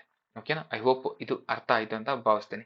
ಈ ಪ್ರಕರಣ ಯಾಕೆ ಅತ್ಯಂತ ಬಹಳ ಇಂಪಾರ್ಟೆಂಟ್ ಅಂತಂದ್ರೆ, ಸಂಸತ್ತಿನ ಅಸೀಮಿತ ಅಧಿಕಾರದಿಂದ ಸಂವಿಧಾನವನ್ನ ರಕ್ಷಿಸ್ತದೆ. ಇಲ್ಲಂದ್ರೆ ಏನ್ ಮಾಡ್ತಾರಂದ್ರೆ, ಈಗ ಕಾಂಗ್ರೆಸ್ ಬಿಜೆಪಿ ಮೆಜಾರಿಟಿ ನಮ್ಮ ದೇಶದಲ್ಲಿ. ಈ ಕಾಂಗ್ರೆಸ್ ಬಂದ ತಕ್ಷಣ ಅವ್ರಿಗೆ ಬೇಕಾದಂಗೆ ಅವ್ರು ತಿದ್ದುಪಡಿ ಮಾಡೋದು, ಈ ಬಿಜೆಪಿ ಬಂದ ತಕ್ಷಣ ಅವ್ರಿಗೆ ಬೇಕಾದಂಗೆ ಅವ್ರು ತಿದ್ದುಪಡಿ ಮಾಡೋದು, ಈ ರೀತಿ ಆಗೋದನ್ನ ತಪ್ಪಿಸ್ತದೆ. ಓಕೆನಾ? It saved constitution of unlimited parliamentary power. ಓಕೆನಾ? ಅಲ್ಟಿಮೇಟ್ಲಿ ಪಾರ್ಲಿಮೆಂಟರಿ ಪವರ್ ಅಂದ್ರೆ ಅವರ ಪವರ್ ಏನಿದಾವೆ ಅವನ್ನ ಕಂಟ್ರೋಲ್ ಮಾಡುತ್ತೆ. ಈಗ ಸುಮ್ಮನೆ ಸಿಕ್ಕಂಗೆ ಯಾವುದೇ ರೀತಿಯಾದಂತಹ ತಿದ್ದುಪಡಿ ಮಾಡೋಕೆ ಆ ರೀತಿಯನ್ನ ಪವರ್ ಕೊಡೋಂಗಿಲ್ಲ. ತಿದ್ದುಪಡಿ ಅಧಿಕಾರಕ್ಕೆ ಮಿತಿ ಹಾಕುತ್ತೆ ಇದು ಕೇಸು. ಆಮೇಲೆ ಪ್ರಜಾಪ್ರಭುತ್ವ, ಮೂಲಭೂತ ಹಕ್ಕುಗಳು ಮತ್ತು ಫೆಡರಲಿಸಮ್ ಅನ್ನ ರಕ್ಷಣೆ ಮಾಡ್ತದೆ. ಓಕೆನಾ? Protected democracy, fundamental rights and federalism, ಇವು ಮೂರನ್ನು ಕೂಡ ಮೇಜರ್ ಆಗಿ ಪ್ರೊಟೆಕ್ಟ್ ಮಾಡೋದು ಕೇಶವಾನಂದ ಭಾರತಿ ಕೇಸಿನ ಮುಖ್ಯ ಉದ್ದೇಶವಾಗಿರ್ತದೆ. ಓಕೆ, ನೆಕ್ಸ್ಟ್, ಹಾಗಾದ್ರೆ ಇದ್ರ ರಿಲೇಟೆಡ್ ಈಗ ಬೇಸಿಕ್ ಸ್ಟ್ರಕ್ಚರ್ ಆಫ್ ಡಾಕ್ಟ್ರಿನ್ ಅಂತ ಏನಿದೆ ಕೇಶವಾನಂದ ಭಾರತಿ ಪ್ರಕರಣ, ಇದ್ರ ರಿಲೇಟೆಡ್ ಮತ್ತೆ ಯಾವ್ಯಾವ ಕೇಸಸ್ ನಾವು ಮೇಜರ್ ಆಗಿ ಎಕ್ಸಾಮ್ಸ್ಗೆ ನೋಡ್ಕೋಬೇಕು ಅಂತಂದ್ರೆ, ಗೋಲಕ್ನಾಥ್ ಪ್ರಕರಣ ಅಂತ ಬರುತ್ತೆ. ಅದು ಆದ್ಮೇಲೆನೆ ಕೂಡ ನೆಕ್ಸ್ಟ್ ಬರೋದೆ ಕೇಶವಾನಂದ ಭಾರತಿ. ಓಕೆನಾ? ಇಯರ್ ಮೇಲೆ ಕೇಳ್ತಾನೆ ಕ್ವಶನ್ಸ್, ಇಯರ್ ವೈಸ್ ಕೂಡ ಕ್ವಶನ್ ಕೇಳ್ತಾನೆ. ಗೋಲಕ್ನಾಥ್ ಕೇಸು ಯಾವಾಗ ಬಂತು? 1967. ಕೇಶವಾನಂದ ಭಾರತಿ 1973. ಇಂದಿರಾ ಗಾಂಧಿ ವರ್ಸಸ್ ರಾಜನಾರಾಯಣ್, ಇದು 1975. Minerva mill case 1980. Vaman Rao case 1981. SR Bommai case 1994. Koel case 2007. National judiciary appointment commission NJAC case ಅಂತ ಬರುತ್ತೆ. ಇದು 2014ರಲ್ಲಿ ಬಂದು 2015ರಲ್ಲಿ ಇದನ್ನ ಡಿಸ್ಮಿಸ್ ಆಗುತ್ತೆ. ಅದು ಒಂದು ಕೇಸು. ನೆಕ್ಸ್ಟ್, ಪುಟ್ಟಸ್ವಾಮಿ ಕೇಸ್, ಇದ್ರ ಮೇಲೆ ಕೂಡ ಕ್ವಶನ್ಸ್ ಬಂದಿದೆ. ಇದು ರೈಟ್ ಟು ಪ್ರೈವಸಿ ಅದರ ರಿಲೇಟೆಡ್ ಮಾತಾಡ್ತದೆ. ಇದು 2017ರಲ್ಲಿ ಬಂದಿದೆ. ಓಕೆನಾ? ಇವಿಷ್ಟು ಕೇಸ್ ಮೇಲೆ ಕೂಡ ಈಗ ಆಲ್ರೆಡಿ ಕ್ವಶನ್ಸ್ ಬಂದಿದ್ದಾವೆ. ಓಕೆ, ಹಾಗಾಗಿ ಇವಿಷ್ಟು ಕೇಸನ್ನ ಒಂದ್ಸಲ ಗ್ಲಾನ್ಸ್ ಮಾಡೋಣ ಇದರಲ್ಲಿ. Okay, Golaknath case. ಗೋಲಕ್ನಾಥ್ ಕೇಸ್ನ ಪ್ರಮುಖ ಉದ್ದೇಶವೇನು? ಓಕೆನಾ? ಇದು 67 ರಲ್ಲಿ ಬರುತ್ತೆ ಗೋಲಕ್ನಾಥ್ ಕೇಸು. ಇದು ಸಂಸತ್ತು ಮೂಲಭೂತ ಹಕ್ಕುಗಳನ್ನು ತಿದ್ದುಪಡಿ ಮಾಡಲಾಗುವುದಿಲ್ಲ ಎಂದು ತೀರ್ಪು ನೀಡಿರ್ತದೆ. ಓಕೆನಾ, ಸಂಸತ್ತು ಮೂಲಭೂತ ಹಕ್ಕುಗಳನ್ನು ತಿದ್ದುಪಡಿ ಮಾಡಲಾಗುವುದಿಲ್ಲ ಅಂತಂದು ತೀರ್ಪು ನೀಡುತ್ತೆ. 24ನೇ ತಿದ್ದುಪಡಿ ಮಾಡಲು ಇದು ಕಾರಣವಾಗ್ತತಿ ಗೋಲಕ್ನಾಥ್ ಕೇಸು. ನೆಕ್ಸ್ಟ್ ಕೇಶವಾನಂದ ಭಾರತಿ ಪ್ರಕರಣಕ್ಕೆ ನೆಲೆಯನ್ನು ಸಿದ್ಧಪಡಿಸಿತು. ಇದರ update version Keshavananda Bharati case ಆಗಿರ್ತದೆ. ಓಕೆನಾ, ಗೋಲಕ್ನಾಥ್ ಕೇಸ್ನ ಅಪ್ಡೇಟ್ ವರ್ಷನ್ ಆಗಿ ಕೇಶವಾನಂದ ಭಾರತಿ ಕೇಸ್ ಆಗಿರುತ್ತೆ. Okay, cannot be amend fundamental rights ಅಂತ ಹೇಳಿರ್ತಾರೆ. ಬಟ್ ಅದರಲ್ಲಿ ಕೇಶವಾನಂದ ಭಾರತಿ ಕೇಸಲ್ಲಿ ಏನ್ ಮಾಡ್ತಾರೆ ಅಂದ್ರೆ, ನೀವು ಬೇಸಿಕ್ ಸ್ಟ್ರಕ್ಚರ್ ಅನ್ನ ಬಿಟ್ಟು ಬೇಸಿಕ್ ಸ್ಟ್ರಕ್ಚರ್ ಅನ್ನ ನೀವು ಹಿಡ್ಕೊಂಡು ಆಮೇಲೆ ಬರುವಂತ ಹಕ್ಕುಗಳನ್ನು ಕೂಡ ಏನೇ ಸಂಸತ್ನವರು ಸಂವಿಧಾನವನ್ನ ತಿದ್ದುಪಡಿ ಮಾಡಬಹುದು. ಆದ್ರೆ ನೀವು ಬೇಸಿಕ್ ಸ್ಟ್ರಕ್ಚರ್ ಅಂದ್ರೆ ಮೂಲ ರಚನೆಯನ್ನ ಡಿಸ್ಟರ್ಬ್ ಮಾಡ್ದೇನೆ ಮಾಡ್ಬೋದು ಅಂತ ಹೇಳ್ತಾರೆ. ಬಟ್ ಗೋಲಕ್ನಾಥರಲ್ಲಿ ಮೂಲಭೂತ ಹಕ್ಕುಗಳನ್ನ ನೀವು ಯಾವುದೇ ರೀತಿ ತಿದ್ದುಪಡಿ ಮಾಡಬಾರ್ದು ಅಂತ ಹೇಳಿರುತ್ತೆ. ಬಟ್ ಕೇಶವಾನಂದ ಭಾರತಿ ಪ್ರಕರಣದಲ್ಲಿ ಏನಾಗುತ್ತೆ ಅಂದ್ರೆ, ನೀವು ತಿದ್ದುಪಡಿ ಮಾಡಬಹುದು, ಆದ್ರೆ ಮೂಲ ರಚನೆಯನ್ನ ಅಲ್ಲಿಗೆ ಮೇಜರ್ ಆಗಿ ಡಿಸ್ಟರ್ಬ್ ಮಾಡ್ದೇನೆ ತಿದ್ದುಪಡಿ ಕೂಡ ಮಾಡ್ಬೋದು ಅಂತ ಆ ಕೇಸು ಪಾಸ್ ಮಾಡುತ್ತೆ. ನೆಕ್ಸ್ಟ್ ಇನ್ನೊಂದು ಕೇಸ್ ಯಾವುದು, ಇಂದಿರಾ ಗಾಂಧಿ ವರ್ಸಸ್ ರಾಜನಾರಾಯಣ್. ಓಕೆ, ಇದು 3ನೇ ಕೇಸ್ ರಿಲೇಟೆಡ್. ಇದು ಮೂಲ ರಚನೆ ಸಿದ್ಧಾಂತವನ್ನು ಚುನಾವಣೆಗೆ ಕೂಡ ಅನ್ವಯಣೆ ಮಾಡಬೇಕು. ಓಕೆನಾ, ಚುನಾವಣೆಗೂ ಕೂಡ ಬೇಸಿಕ್ ಸ್ಟ್ರಕ್ಚರ್ ಡಾಕ್ಟ್ರಿನ್ ಏನಿದೆ ಅಲ್ವಾ, ಇದನ್ನು ಕೂಡ ಎಲೆಕ್ಷನ್ಗೆ ನೀವು ಅಡಾಪ್ಟ್ ಮಾಡ್ಕೋಬೇಕು. ಮುಕ್ತ ಮತ್ತು ನ್ಯಾಯಯುತ ಚುನಾವಣೆ ಮೂಲ ರಚನೆಯ ಭಾಗ ಎಂದು ಘೋಷಣೆ ಮಾಡಿದ್ದು ಯಾವುದಂದ್ರೆ, Indira Gandhi versus Raj Narayan case 1975. Next case, next Minerva mill case. Maximum question ಬಂದಿದೆ ಇಲ್ಲಿ. ಮಿನರ್ವಾ ಮಿಲ್ ಕೇಸ್ ಯಾವಾಗ ಬಂದಿದೆ? 1980. ಓಕೆ, ಮಿನರ್ವಾ ಮಿಲ್ ಕೇಸು 1980 ಬರುತ್ತೆ. ಇದು ಬೇಸಿಕ್ ಸ್ಟ್ರಕ್ಚರ್ ಡಾಕ್ಟ್ರಿನ್. ಓಕೆನಾ, ಮೂಲ ರಚನಾ ಸಿದ್ಧಾಂತವನ್ನು ಬಲಪಡಿಸುತ್ತೆ. ಇದು ಮೂಲ ರಚನೆ ಸಿದ್ಧಾಂತವನ್ನ ಬಲಪಡಿಸುತ್ತೆ. ನೆಕ್ಸ್ಟ್ ಸಂಸತ್ತಿಗಿರುವ ತಿದ್ದುಪಡಿ ಅಧಿಕಾರ ಮಿತಿಯಲ್ಲಿದೆ ಅಂತ ಹೇಳ್ತೈತಿ. ಓಕೆನಾ, ಇವ್ರು ಏನ್ ಮಾಡ್ತಾರೆ ಅಂದ್ರೆ, cannot destroy fundamental rights plus judicial review. Fundamental rights ಮತ್ತು ಜುಡಿಷಿಯಲ್ ರಿವ್ಯೂ ಅನ್ನ ಅಂದ್ರೆ ಮೂಲಭೂತ ಹಕ್ಕು ಮತ್ತು ಜುಡಿಷಿಯಲ್ ರಿವ್ಯೂ ಅನ್ನ ನೀವು ಡೆಸ್ಟ್ರಾಯ್ ಮಾಡಕ್ಕೆ ಪವರ್ ಇಲ್ಲ ನಿಮಗೆ ಅಂತಂದು ಸಂಸತ್ತಿಗೆ ಹೇಳೋದು ಯಾವ್ದಂದ್ರೆ ಮಿನರ್ವಾ ಮಿಲ್ ಕೇಸ್. ಯಾವಾಗ ಬರುತ್ತೆ? 1980 ರಲ್ಲಿ ಬರುತ್ತೆ. Next Vaman Rao case. ಇದು 1981 ರಲ್ಲಿ ಬರುತ್ತೆ. ವಾಮನ್ ರಾವ್ ಕೇಸ್ ಇದು 1981 ರಲ್ಲಿ. ಕೇಶವಾನಂದ ಭಾರತಿ ತೀರ್ಪನ್ನ ಅಂತಿಮವಾಗಿ ದೃಢಪಡಿಸುತ್ತದೆ. ಇದು ಕೇಶವಾನಂದ ಭಾರತಿ ಪ್ರಕರಣ ಏನಿದೆ ಅಲ್ವಾ, ಅದನ್ನ ಫೈನಲ್ ಟಚ್ ಅಪ್ ಮಾಡೋದು, ಫೈನಲ್ ಆಗಿ ಕನ್ಫರ್ಮ್ ಮಾಡೋದು ಯಾವ್ದಂದ್ರೆ ವಾಮನ್ ರಾವ್ ಕೇಸ್. 1973 ನಂತರ 9ನೇ ಅನುಸೂಚಿಗೆ ಸೇರ್ಪಡೆ ಮಾಡಿದ ಕಾನೂನುಗಳು ನ್ಯಾಯ ವ್ಯಾಪ್ತಿ ಪರಿಶೀಲನೆಗೆ ಒಳಪಡ್ತವೆ. 9th ಶೆಡ್ಯೂಲ್ ಅಲ್ಲಿ ಏನ್ ಬರ್ತಾವಲ್ವಾ, ಅದು ಕೂಡ ನ್ಯಾಯ ವ್ಯಾಪ್ತಿಗೆ ಅಂಡರ್ ಅಲ್ಲಿ ಬರಬೇಕು ಅಂತ. ಓಕೆನಾ, ಅದನ್ನ ಪಕ್ಕಾ ಮಾಡೋದು ಅಂದ್ರೆ ಕನ್ಫರ್ಮ್ ಮಾಡೋದು, ಅದು ಯಾವ್ದು ಕೇಸ್ ಅಂದ್ರೆ ವಾಮನ್ ರಾವ್ ಪ್ರಕರಣ 1981 ಕೇಸ್. ನೆಕ್ಸ್ಟ್ SR ಬೊಮ್ಮಾಯಿ ಪ್ರಕರಣ. ಇದು ಮ್ಯಾಕ್ಸಿಮಮ್ ಎಲ್ರಿಗೂ ಗೊತ್ತೇ ಇರುತ್ತೆ. SR ಬೊಮ್ಮಾಯಿ ಪ್ರಕರಣ ಇದು ರಾಷ್ಟ್ರೀಯ ರಾಜ್ಯ ತುರ್ತು ಪರಿಸ್ಥಿತಿ ರಿಲೇಟೆಡ್ ಮಾತಾಡುತ್ತಿದ್ದು. ಫೆಡರಲಿಸಂ ಮತ್ತು ಸೆಕ್ಯುಲರಿಸಂ ಮೂಲ ರಚನೆಗೆ ಸ್ಥಾನ ನೀಡ್ತದೆ. ಫೆಡರಲಿಸಂ ಮತ್ತು ಸೆಕ್ಯುಲರಿಸಂ ಅನ್ನ ಮೂಲ ರಚನೆ ಸ್ಥಾನ ನೀಡಬೇಕು. ಓಕೆನಾ, ಇದನ್ನ ಬೇಕಾದಂಗ ತಿದ್ದುಪಡಿ ಮಾಡೋದು ಆ ತರ ಎಲ್ಲ ಮಾಡ್ಬಾರ್ದು ಅಂತ ಹೇಳುತ್ತೆ. ಕಾಲಂ ಆರ್ಟಿಕಲ್ 356 ರಾಷ್ಟ್ರಪತಿ ಆಳ್ವಿಕೆ ಅಂದ್ರೆ ರಾಜ್ಯದ ಮೇಲೆ ಇರುವ ರಾಷ್ಟ್ರಪತಿ ಆಳ್ವಿಕೆ, ಇದು ನ್ಯಾಯಾಂಗ ಪರಿಶೀಲನೆಗೆ ಒಳಪಡಬೇಕು. ಯಾಕಂದ್ರೆ ಈಗ ಎಕ್ಸಾಂಪಲ್ ಆಗಿ ಈಗ ನಮ್ದ್ರಲ್ಲಿ ಕಾಂಗ್ರೆಸ್ ಇದೆ, ಸೆಂಟ್ರಲ್ ಅಲ್ಲಿ ಬಿಜೆಪಿ ಇದೆ. ಹಿಂಗಿದ್ದಾಗ ಅವರು ಬಿಜೆಪಿ ಅವರು ಇಲ್ಲಿ ಕೆಳಗಡೆ ಕಾಂಗ್ರೆಸ್ ನಮ್ಮ ಅಪೋಸಿಷನ್ ಇದೆ ಅಂತಂದು ಸುಮ್ನೆ ರಾಷ್ಟ್ರಪತಿ ಆಳ್ವಿಕೆ ಹಾಕೋದು, ಕಂಟ್ರೋಲ್ ಕಂಪ್ಲೀಟ್ ಆಗಿ ರಾಜ್ಯದ ಕಂಟ್ರೋಲ್ ನ ಸೆಂಟ್ರಲ್ ಅವ್ರು ತಗೊಳೋದು, ಆ ರೀತಿ ಮಾಡಬಾರ್ದು ಅನ್ನೋ ದೃಷ್ಟಿಯಿಂದ ಇದನ್ನ ಮೇಜರ್ ಆಗಿ ಮಾಡ್ತಾರೆ ಇದನ್ನ. ಓಕೆನಾ, ಹಂಗಾಗಿ ಬರೀ ರಾಷ್ಟ್ರಪತಿ ಆಳ್ವಿಕೆ ಹಾಕೋದು ಆ ರೀತಿ ಮಾಡಬಾರ್ದು. ರಾಷ್ಟ್ರಪತಿ ಆಳ್ವಿಕೆ ಹಾಕ್ಬೇಕಂದ್ರೆ ಬೇಸಿಕ್ ಆಗಿ ಅದ್ರದ್ದು ಏನ್ ರೂಲ್ ಇದಾವೆ, ಯಾವ ರೀತಿ ಇದ್ರೆ ರಾಷ್ಟ್ರಪತಿ ಆಳ್ವಿಕೆ ಹಾಕ್ಬೇಕು ಅಂತ ಕೆಲವೊಂದಿಷ್ಟು ಪಾಯಿಂಟ್ಸ್ ಇದಾವೆ. ಅದು ಎಲ್ಲ ಫಾಲೋ ಆಗ್ತಿದ್ರೆ ಅಲ್ಲಿ ಏನೋ ಪ್ರಾಬ್ಲಮ್ ಆಗ್ಬೇಕು, ಆ ಸ್ಟೇಟ್ ಅಲ್ಲಿ ಏನಾದ್ರು ಪ್ರಾಬ್ಲಮ್ ಆಗ್ಬೇಕು, ಅಲ್ಲಿ ಸರ್ಕಾರ ಬಿದ್ದೋಗ್ಬೇಕು, ಹಂಗ ಬಂದಾಗ ಮಾತ್ರ ರಾಷ್ಟ್ರಪತಿ ಆಳ್ವಿಕೆ ಹಾಕ್ಬೇಕು ಅನ್ನೋದು ರೂಲ್ ಇದೆ. ಅದು ಬಿಟ್ಟು ಸುಮ್ನೆ ಅವ್ರ ಅಪೋಸಿಷನ್ ಇದ್ದಾರೆ ಸುಮ್ನೆ ಹಾಕೋಣ ಈ ರೀತಿ ಮಾಡ್ಬಾರ್ದು ಅನ್ನೋ ದೃಷ್ಟಿಯಿಂದ ಇದನ್ನ ನ್ಯಾಯಾಂಗ ಪರಿಶೀಲನೆಗೆ ಒಳಪಡಿಸ್ತಾರೆ. ನ್ಯಾಯಾಂಗ ಪರಿಶೀಲನೆಗೆ ಒಳಪಡಿಸಿದ್ದಾರೆ ಅಂದ್ರೆ ಅಲ್ಲಿ ಏನಾದ್ರು ತಪ್ಪು ನಡೆದಾಗ ಇವ್ರು ಮಾಡಿದ್ರೆ ಅಲ್ಲಿ ಸೆಂಟ್ರಲ್ ಅಲ್ಲೂ ಕೂಡ ಪ್ರಾಬ್ಲಮ್ ಆಗುತ್ತೆ. ಹಾಗಾಗಿ ಇದು ಸ್ವಲ್ಪ ಭಯ ಬರುತ್ತೆ ಅವ್ರಿಗೂ ಕೂಡ. ಕರೆಕ್ಟ್ ಇದ್ರೆ ಮಾತ್ರ ರಾಷ್ಟ್ರಪತಿ ಆಳ್ವಿಕೆ ಹೇರ್ಬೇಕು, ಇಲ್ಲಾಂದ್ರೆ ಹೇರ್ಬಾರ್ದು ಅನ್ನೋದು ಕೂಡ ಈ ಕೇಸು ಮುಖ್ಯವಾಗಿ ಹೇಳುತ್ತೆ. ನೆಕ್ಸ್ಟ್ ಕೊಯ್ಲು ಪ್ರಕರಣ. ಓಕೆನಾ, IR ಕೊಯ್ಲು ಪ್ರಕರಣ ಇದು ಯಾವ ಬರುತ್ತೆ? 2007 ಬರುತ್ತೆ. ಇದು 9ನೇ ಅನುಸೂಚಿಯಲ್ಲಿರುವ ಕಾನೂನುಗಳಿಗೆ ಸಹ ಮೂಲ ರಚನೆ ಸಿದ್ಧಾಂತವನ್ನು ಅನ್ವಯನ ಮಾಡುತ್ತದೆ. ನೆಕ್ಸ್ಟ್ ನ್ಯಾಯಾಂಗ ಪರಿಶೀಲನೆಯನ್ನು ತಪ್ಪಿಸಲು 9ನೇ ಅನುಸೂಚಿ ಬಳಸಲಾಗುವುದಿಲ್ಲ ಅಂತ ಹೇಳ್ತಾರೆ. ನ್ಯಾಯಾಂಗ ಪರಿಶೀಲನೆಯನ್ನು ತಪ್ಪಿಸಲು 9ನೇ ಅನುಸೂಚಿಯನ್ನು ಬಳಸಲಾಗುವುದಿಲ್ಲ. ಅದು ಕೊಯ್ಲು ಪ್ರಕರಣದಲ್ಲಿ ಈ ಕೇಸೇನು ಬಂದಿಲ್ಲ, ಯಾವುದೇ ಎಕ್ಸಾಮ್ ಅಲ್ಲಿ ಬಂದಿಲ್ಲ.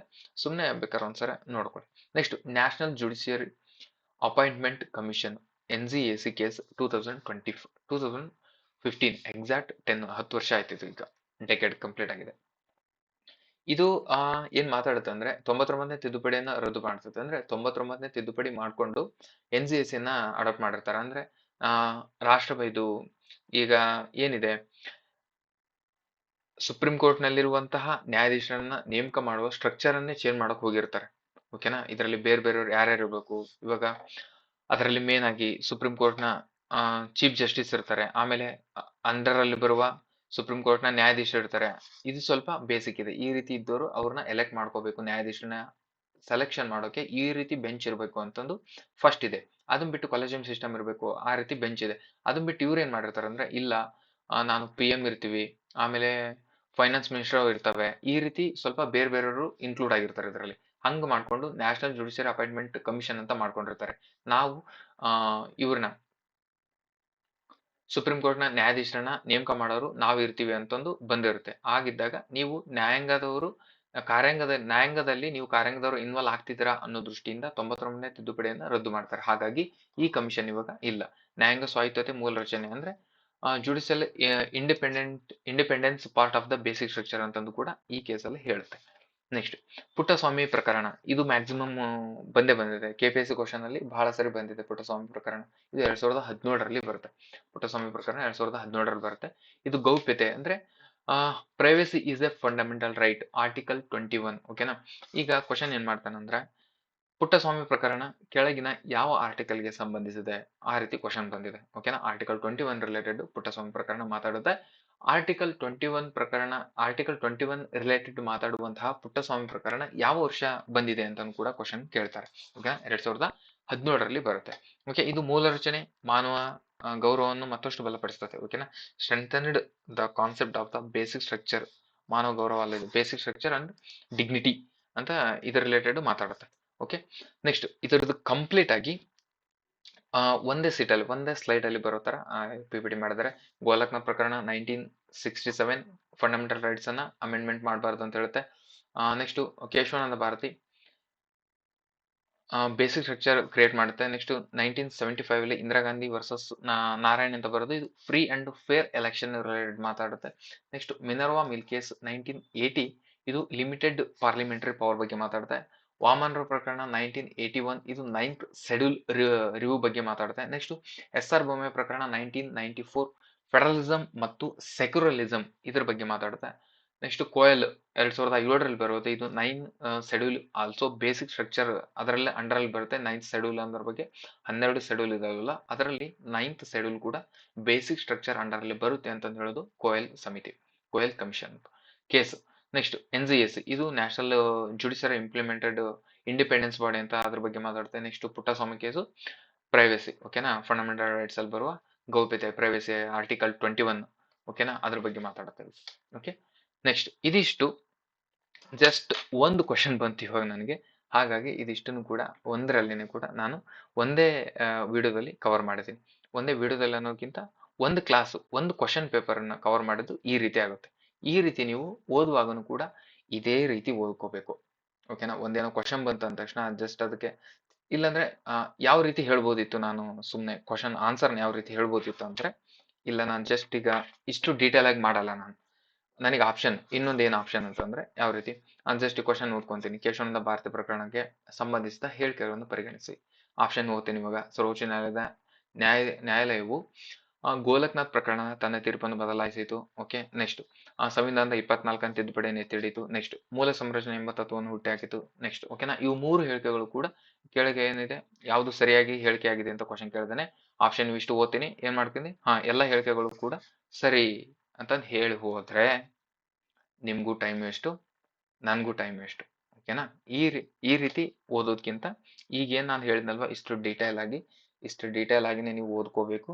ಕ್ಲಾಸಸ್ ಕೇಳಿದ್ರು ಕೂಡ ಇಷ್ಟು ಡೀಟೇಲ್ ಆಗಿರುವ ಕ್ಲಾಸಸ್ ಅನ್ನ ಕೇಳ್ಕೋಬೇಕು. ಓಕೆನಾ, ಮ್ಯಾಕ್ಸಿಮಮ್ ಆಗಿ ಕ್ಲಾಸು ಕ್ವಶನ್ ನೀವು ಏನ್ ಮಾಡ್ತೀರಾ ಅಂದ್ರೆ ಇಷ್ಟು ಡೀಟೇಲ್ ಆಗಿ ಹೇಳೋ ಕ್ಲಾಸಸ್ ನ ಮ್ಯಾಕ್ಸಿಮಮ್ ಆಗಿ ನೋಡಲ್ಲ. ಕ್ವಶನ್ ಆನ್ಸರ್ ನಂದೇ ವಿಡಿಯೋನೇ ನಾನು ಮ್ಯಾಕ್ಸಿಮಮ್ ಆಗಿ ಅಬ್ಸರ್ವ್ ಮಾಡಿರ್ತೀನಲ್ವಾ, ಕ್ವಶನ್ ಆನ್ಸರ್ ಆತರ ನಾನು ಜಸ್ಟ್ ಆತರ ಮಾಡ್ಕೊಂತ ಹೋದ್ರೆ ಜಾಸ್ತಿ ನೋಡ್ತೀರಾ. ನಾನು ಇಷ್ಟು ಡೀಟೇಲ್ ಆಗಿ ಹೇಳ್ಕೊಂತ ಹೋದ್ರೆ ಆಲ್ರೆಡಿ ಸ್ವಲ್ಪ ಕಡಿಮೆ ನೋಡಿರ್ತಾರೆ. ಯಾಕಂದ್ರೆ ಡೀಟೇಲ್ ಆಗಿ ಓದ್ಬೇಕಂದ ತಕ್ಷಣ ನಿಮ್ಗೆ ಅಲ್ಲೇ ತ್ರಾಸ ಆಗ್ತದೆ. ಓಕೆ, ಬಟ್ ಕ್ವಶನ್ಸ್ ಅದೇ ರೀತಿ ಬರ್ತವೆ, ನೆಗ್ಲೆಕ್ಟ್ ಮಾಡ್ಕೋಬೇಡಿ. ಓಕೆನಾ. ಇದ್ರ PDF ಬೇಕಂದ್ರೆ ನಾನು ಡಿಸ್ಕ್ರಿಪ್ಷನ್ ಅಲ್ಲಿ ಲಿಂಕ್ ಇದೆ, ಸ್ಟಡಿ ಜೋನ್ ಟೆಲಿಗ್ರಾಮ್ ಚಾನಲ್, ಅಲ್ಲಿಗೆ ಹಾಕ್ತೀನಿ. ನಿಮ್ PDF ಬೇಕಾದ್ರೆ ಕಮೆಂಟ್ ಅಲ್ಲಿ ತಿಳಿಸಿ. ಓಕೆ, ಈಗ ಜಸ್ಟ್ ಒಂದು 20 ರಿಂದ 25 ನಿಮಿಷ ಆಗಿದೆ ಅನ್ಕೊಳ್ತೀನಿ. ಜಸ್ಟ್ ಒಂದು ಕ್ವಶನ್ ಮಾತ್ರ ಸಾಲ್ವ್ ಮಾಡಿದೀವಿ ನಾವು ಇವಾಗ. ಕಾನ್ಸ್ಟಿಟ್ಯೂಷನ್ ರಿಲೇಟೆಡ್ ಬಂದಿರುವ ಒಂದು ಕ್ವಶನ್ ಅನ್ನ ಸಾಲ್ವ್ ಮಾಡಿದ್ವಿ. ಎರಡನೇ ಕ್ವಶನ್ ಏನಿದೆ, 371J. ಓಕೆನಾ. Hyderabad Karnataka HK reason. ಓಕೆನಾ. ನಮ್ ಭಾಗದ ಬಗ್ಗೆ ಮಾತಾಡ್ತಿದ್ದಾರೆ. HK ರೀಸನ್ ಇದರಲ್ಲಿ ಏನ್ ಕ್ವಶನ್ ಕೇಳಿದಾನೆ, 3 ಆಪ್ಷನ್ ಕೊಟ್ಟಿದ್ದಾನೆ. ಮತ್ತೆ ಇದನ್ನು ಕೂಡ ಡೀಟೇಲ್ ಆಗಿ ಕೇಳಿದಾನೆ.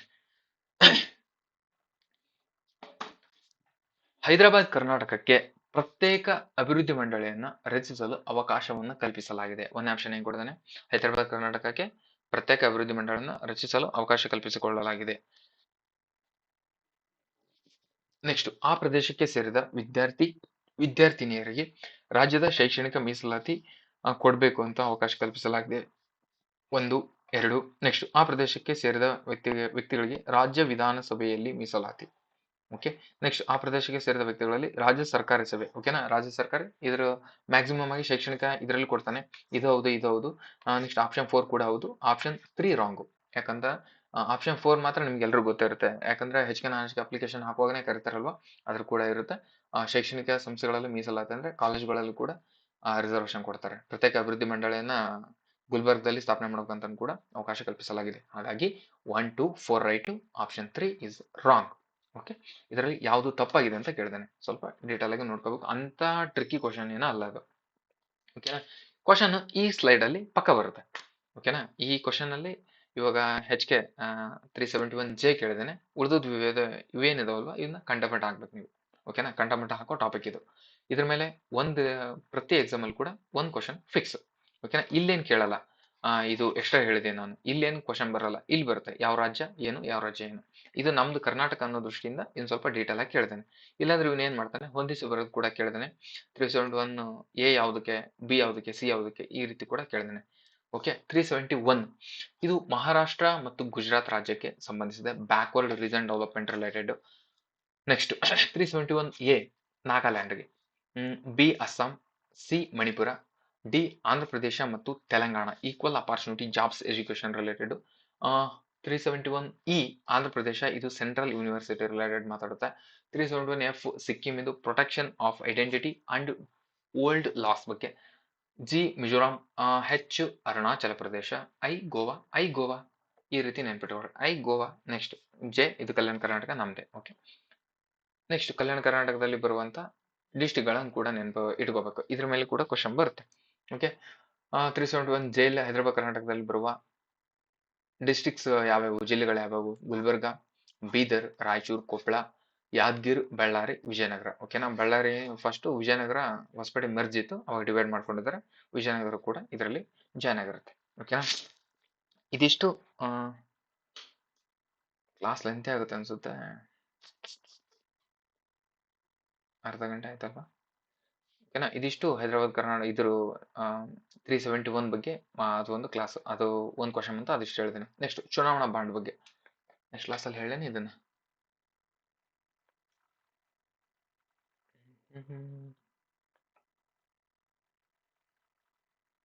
ಓಕೆ.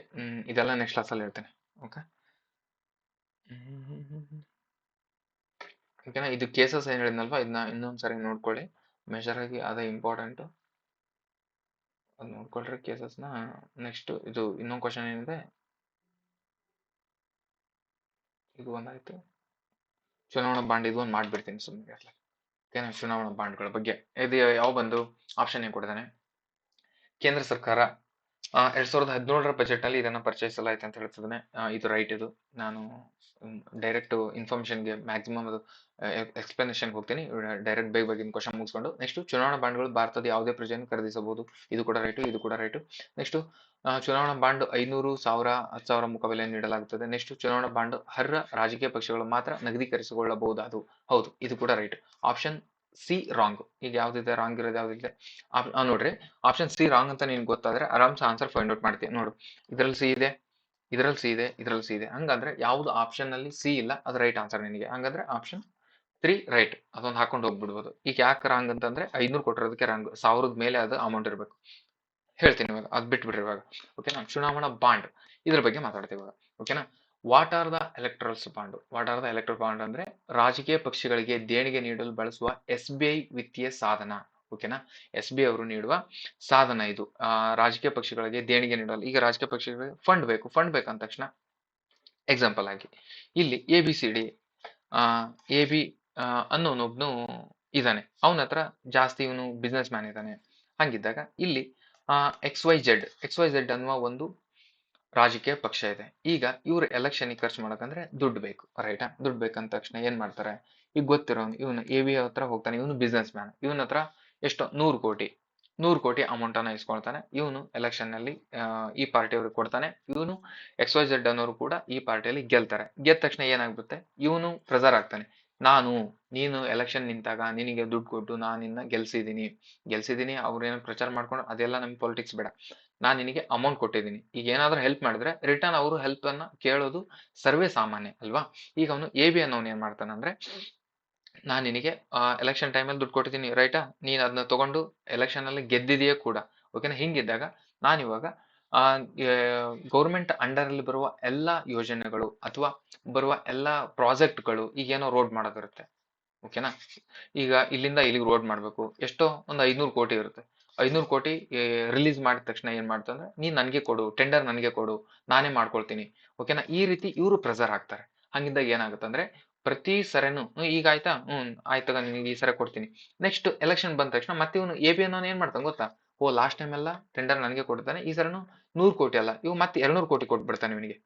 200 ಕೋಟಿ. ತಗೋ, ನೀನ್ ಮಜ್ಜಾ ಮಾಡಿ, ನೀನು ಆರಾಮ್ಸೆ ಎಲೆಕ್ಷನ್ ಅಲ್ಲಿ ಗೆದ್ಬಾ. ಮತ್ತೆ ನೆಕ್ಸ್ಟ್ ಎಲೆಕ್ಷನ್ ಬಂದ ತಕ್ಷಣ ಟೆಂಡರ್ ಗಿಂಡರ್ ಎಲ್ಲ ಗೌರ್ಮೆಂಟ್ ಏನಿದೆ ಎಲ್ಲ ಮೇಜರ್ ಆಗಿ ನನಗೆ ಕೊಡು, ನಾನು ದುಡ್ಕೊಳ್ತೀನಿ. ಹಿಂಗೆ ಬರೇ ಇವರಿಬ್ರೇ ಬದುಕ್ತಾರೆ. ಓಕೆನಾ? ಇಲ್ಲಿ AB ಅನ್ನೋನು, ಆಮೇಲೆ XYZ ಅನ್ನೋನು. ಇವನು ರಾಜಕೀಯ ಪಕ್ಷ, ಇವನು ಬಿಸ್ನೆಸ್ ಮ್ಯಾನ್. ಇವರಿಬ್ರೆ ಇವನು ಅವ್ನಿಗೆ ಹೆಲ್ಪ್ ಮಾಡೋದು, ಇವನಿಗೆ ಹೆಲ್ಪ್ ಮಾಡೋದು. ಬರೀ ಇವರಿಬ್ರೆ ಮಾಡ್ಕೊಂತ ಹೋದ್ರೆ ಇಡೀ ಸಿಸ್ಟಮ್ ಎಲ್ಲ ಹಾಳಾಗುತ್ತೆ ಅನ್ನೋ ದೃಷ್ಟಿಯಿಂದ ಚುನಾವಣಾ ಬಾಂಡ್ಗಳನ್ನ ಜಾರಿಗೆ ತರ್ತಾರೆ. ಇಲ್ಲಿ ಏನಂತ ಅಂದ್ರೆ, ಇದು 2017-18ರ ಕೇಂದ್ರ ಬಜೆಟ್ ಅಲ್ಲಿ ಬರುತ್ತೆ. ಇದು ಭಾರತೀಯ ನಾಗರಿಕರು ಮತ್ತು ಭಾರತೀಯ ಕಂಪನಿಗಳಿಗೆ SBI ಶಾಖೆಗಳಲ್ಲಿ ಮಾತ್ರ ಇದನ್ನ ಕೊಡ್ತಾರೆ. ಓಕೆನಾ? ಇದನ್ನ 1000ದಿಂದ 1 ಕೋಟಿವರೆಗೂ, ಓಕೆನಾ, 1000ದಿಂದ 1 ಕೋಟಿವರೆಗೂ ಯಾರಾದ್ರೂ ಕೂಡ ಬಾಂಡ್ ಅನ್ನ ತಗೋಬಹುದು. ಅದನ್ನ ರಾಜಕೀಯ ಪಕ್ಷಗಳು ಯೂಸ್ ಮಾಡ್ಕೊಳ್ತಾರೆ. ಆದ್ರೆ ಇದರಲ್ಲಿ ಏನಂದ್ರೆ 15 ದಿನಗಳು ಮಾತ್ರ ಇದನ್ನ ಕೊಟ್ಟಿರ್ತಾರೆ. 15 ದಿನ ಟರ್ಮ್ ಇರುತ್ತೆ. ಆ ಟರ್ಮ್ ಅಲ್ಲಿ ಇದನ್ನ ತಗೋಬೇಕು ಅವ್ರು ಬಾಂಡ್ ಅನ್ನ. ಆವಾಗ ಅದನ್ನ ಇದು ಇರುತ್ತೆ, ಅವು ಸರ್ಕಾರ ಅದನ್ನ SBI ಅಲ್ಲಿ ತಗೊಂಡ್ರೆ ಜನ ಅದನ್ನ ಹೋಗಿ ನಾನು ಇವಾಗ SBI ಹೋಗಿ ಇಷ್ಟು 1000 ರೂಪಾಯಿ ಕೊಟ್ಟು ಒಂದ್ ಬಾಂಡ್ ತಗೊಳೋದು. ಆಮೇಲೆ ನನಗೆ ಅವ್ರು ಆಮೇಲೆ ಅದಕ್ಕೆ ರಿಲೇಟೆಡ್ ಕೊಡ್ತಾರೆ. ಅದನ್ನ ಅವರು ತಗೊಂಡ ತಕ್ಷಣ ಯಾರು ರಾಜಕೀಯ ಪಕ್ಷದಲ್ಲಿ ಅವ್ರು ಕೊಡ್ತಾರೆ. ಈಗ AB ಅನ್ನೋನು ಯಾರು ಕೊಟ್ಟಿದ್ದಾರೆ ಅಂತಾನು ಗೊತ್ತಿಲ್ಲ, ಯಾರು ಇಸ್ಕೊಂಡಿದ್ದಾರೆ ಅಂತಾನು ಗೊತ್ತಿರಲ್ಲ. ಬಟ್ ಅಮೌಂಟ್ ಮಾತ್ರ ಟ್ರಾನ್ಸ್ಫರ್ ಆಗ್ತಿರುತ್ತೆ. ಈ ರೀತಿ ಆಗ್ಬೇಕು ಅನ್ನೋ ದೃಷ್ಟಿಯಿಂದ ಈ ಚುನಾವಣಾ ಬಾಂಡ್ ಅನ್ನ ಜಾರಿಗೆ ಮಾಡ್ತಾರೆ. ಯಾಕಂತ ಅಂದ್ರೆ ಒಬ್ನಿಗೆ ಅದೇ ಹೇಳಿದ್ನಲ್ವಾ, AB ಅನ್ನೋನು ಬರೇ ಅವನು ದುಡ್ಡು ಕೊಡೋದು, ಇವನ್ ಗೆಲ್ಲೋದು, ಅವ್ರಿಬ್ರು ಬರೇ ಇದೇ ಆಗೋದು ಬೇಡ. ಓಕೆನಾ? ಅವ್ರು ಜನರಿಂದ ದುಡ್ಡು ಇಸ್ಕೊಳ್ಳೋಣ, ಆಮೇಲೆ ಅವ್ರಿಗೆ ರಿಟರ್ನ್ ಕೊಡೋಣ, ಬಟ್ ಇಲ್ಲಿ ಎಲೆಕ್ಷನ್ ಕೂಡ ಆರಾಮ್ಸೆ ನಡೆಯಲಿ, ಈ ದೃಷ್ಟಿಯಿಂದ ಇದನ್ನ ಸ್ಟಾರ್ಟ್ ಮಾಡ್ತಾರೆ. ಓಕೆನಾ? ಇದರ ಉದ್ದೇಶ ಏನಾಗಿರ್ತದೆ, ಪರ್ಪಸ್ ಏನಿದೆ ಅಂದ್ರೆ ಕಪ್ಪು ಹಣ ಕಡಿಮೆ ಮಾಡೋದು, ಪಾರದರ್ಶಕತೆಯನ್ನ ತರುವುದು ಇದರ ಮೇನ್ ಉದ್ದೇಶವಾಗಿರ್ತದೆ. ಓಕೆನಾ? ರೆಡ್ಯೂಸ್ ಬ್ಲಾಕ್ ಮನಿ. ಓಕೆ. Next criticism. ರಹಸ್ಯ ದೇಣಿಗೆ, ದಾನಿದಾರನ ಹೆಸರು ಕೂಡ ಗೊತ್ತಿರಲ್ಲ. ಕಂಪನಿಗಳ ಯಾರು ತಗೊಂಡಿದ್ದಾರೆ, ಏನ್ ಕೊಟ್ಟಿದ್ದಾರೆ, ಯಾರಿಗೂ ಹೋಯ್ತು ದುಡ್ಡು, ಎಷ್ಟು ತಗೊಂಡಿದ್ದಾರೆ, ಇದು ಏನೇನು ಗೊತ್ತಾಗಲ್ಲ ಇದರಲ್ಲಿ. ನೆಕ್ಸ್ಟ್ ಚಾಲೆಂಜಸ್ ಏನಿದ್ರಲ್ಲಿ ಅಂದ್ರೆ ಮಾಹಿತಿ ಹಕ್ಕು, ಅಂದ್ರೆ ಮಾಹಿತಿ ಸಿಗೋದಿಲ್ಲ ಇದರಲ್ಲಿ. Violation of right to information. Article sub clause 1 sub clause A under ಅಲ್ಲಿ ಬರುವ ಈ ಆರ್ಟಿಕಲ್ ಅನ್ನ ವೈಲೇಟ್ ಮಾಡುತ್ತೆ ಇದು. ಓಕೆನಾ? ಮಾಹಿತಿ ಹಕ್ಕು ಸಿಗೋದಿಲ್ಲ. ಯಾರು ಕೊಟ್ಟಿದ್ದಾರೆ ದುಡ್ಡು, ನಾನೀಗ 100 ರೂಪಾಯಿ 1000 ರೂಪಾಯಿ ಕೊಟ್ಟಿದ್ದೀನಿ ಅಂದ್ರೆ ಯಾರು ತಗೊಂಡಿದ್ದಾರೆ ಇದನ್ನ, ಯಾರು 1000 ರೂಪಾಯಿ ಕೊಟ್ಟಿದ್ದಾರೆ ಅಂತಾನು ಗೊತ್ತಿಲ್ಲ, ಆ ದುಡ್ಡು ಯಾರು ತಗೊಂಡಿದ್ದಾರೆ ಅಂತಾನು ಗೊತ್ತಾಗಲ್ಲ ಇದರಲ್ಲಿ. ಓಕೆನಾ. ಸುಪ್ರೀಂ ಕೋರ್ಟ್ verdict ಅಂದ್ರೆ ಅಸಂವಿಧಾನಿಕ ಎಂದು ಘೋಷಣೆ ಮಾಡ್ತಾ ಇದ್ದೀನಿ 2024ರಲ್ಲಿ. ಇದು ಅನ್ಕಾನ್ಸ್ಟಿಟ್ಯೂಷನಲ್. ಓಕೆನಾ. ಇದು ಅನ್ಕಾನ್ಸ್ಟಿಟ್ಯೂಷನಲ್ ಅಂತ ಘೋಷಣೆ ಮಾಡ್ತಾರೆ. ಹಾಗಾಗಿ ಇದನ್ನ ಬ್ಯಾನ್ ಮಾಡ್ತಾರೆ. ರೀಸನ್ ಫಾರ್ ಬ್ಯಾನ್, ಇದನ್ನ ಯಾಕೆ ಬ್ಯಾನ್ ಮಾಡ್ತಾರೆ ಅಂದ್ರೆ ಭ್ರಷ್ಟಾಚಾರಕ್ಕೆ ಕಾರಣ, ಪಾರದರ್ಶಕತೆ ಇಲ್ಲ, ಪ್ರಜಾಪ್ರಭುತ್ವ ಅಪಾಯಕ್ಕಿದೆ, ಹಾಗಾಗಿ ಇದನ್ನ ಬ್ಯಾನ್ ಮಾಡ್ತಾರೆ. ಮೇನ್ ಆಗಿ ಪಾರದರ್ಶಕತೆ ಅಂದ್ರೆ ಯಾರು ತಗೊಂಡಿದ್ದಾರೆ ಏನು ಗೊತ್ತಾಗಲ್ಲ ಇದರಲ್ಲಿ, ಅದಕ್ಕೋಸ್ಕರ ಇದನ್ನ ಬ್ಯಾನ್ ಮಾಡ್ತಾರೆ. ಕೀ ಆರ್ಟಿಕಲ್ಸ್ ಏನು ಯಾವ್ದ್ರ ವೈಲೇಷನ್ ಆಗ್ತಿದೆ ಅಂದ್ರೆ 19 ಸಬ್ ಕ್ಲಾಸ್ 1 ಸಬ್ ಕ್ಲಾಸ್ ಎ ಇದು ವೈಲೇಷನ್ ಆಗ್ತಿರೋದ್ರಿಂದ ಇದನ್ನ ಬ್ಯಾನ್ ಮಾಡ್ತಾರೆ. ಯಾರು ಕೊಡ್ತಾರೆ ಎಲೆಕ್ಷನ್ ಬಾಂಡ್ ಅನ್ನ ಅಂತಂದ್ರೆ SBI ಅವರು ಇಶ್ಯೂ ಮಾಡ್ತಿರ್ತಾರೆ. ಓಕೆನಾ. ಐ ಹೋಪ್ ಇದು ಅರ್ಥ ಆಯ್ತು ಅನ್ಕೊಳ್ತೀನಿ. ಇಲ್ಲಿ ಎಲೆಕ್ಷನ್ ಬಾಂಡ್ ಅನ್ನ 1000 ರೂಪಾಯಿ, 10,000 ರೂಪಾಯಿ, 1 ಲಕ್ಷ, ಸಾರಿ 1 ಲಕ್ಷ, 1 ಕೋಟಿ ಇಲ್ಲಿ ಮಟನ್ ಕೂಡ ಇದನ್ನ ತಗೊಳೋದು ಚಾನ್ಸಸ್ ಇರುತ್ತೆ. ಓಕೆ. ಇದನ್ನ 2024ರಲ್ಲಿ ಸುಪ್ರೀಂ ಕೋರ್ಟ್ ಬ್ಯಾನ್ ಮಾಡುತ್ತೆ.